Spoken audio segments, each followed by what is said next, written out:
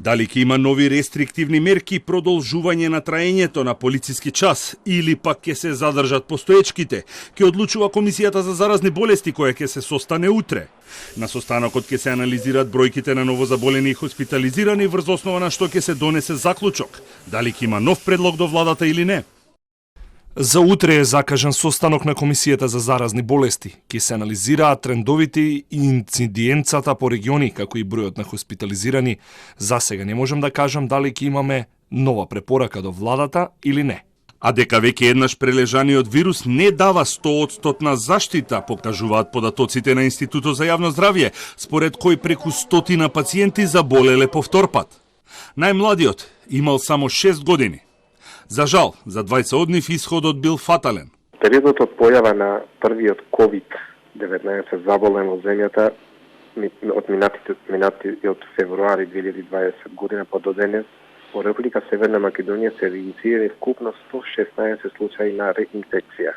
Во однос на возраста, меѓу случаите на реинфекција има заболени на различна возраст, од 6 до 77 години, а најголем број од нив 93 биле на возраст над 30 години.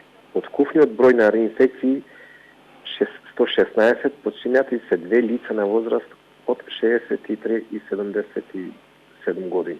Она што загрижува е и што паѓа старосната граница на активните случаи, што делумно се должи и на ширењето на британскиот сој. Надвор што е таргет група позитивни со COVID над 60 години, сега последното време се изразува и возраста повеќе од 30 до 59 години. Според анализата на Институтот за имунобиологија, секој трет граѓанин во земјава има антитела на COVID-19.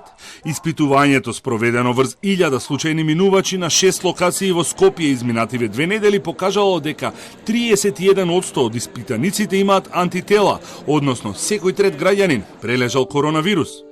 Притисокот врз здравствените капацитети се зголемува од ден во ден. Ковид центрите на скопските клиники повторно се отвараат. Последен во низата е во склоп на ургентниот центар.